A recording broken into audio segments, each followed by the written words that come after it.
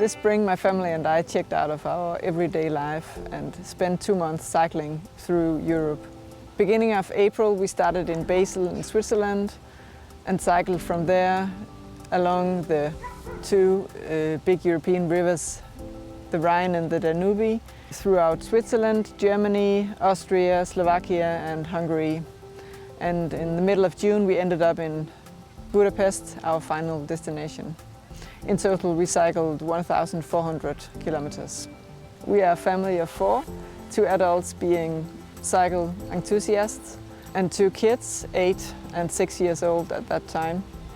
The idea for this trip started when Butchers and Bicycles launched their first cargo bike in spring 2014.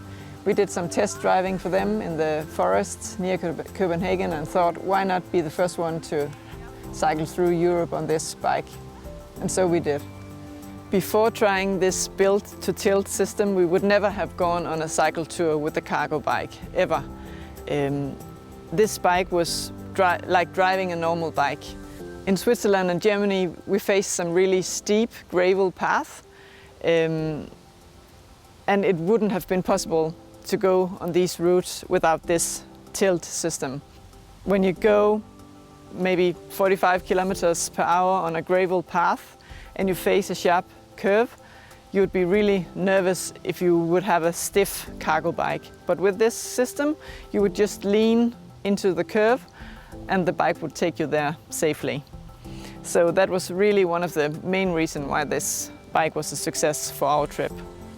So what we did was to encourage the kids to cycle as much as possible, but when we passed through big cities or capitals as Vienna, our daughter could have a rest in the box in the cargo bike.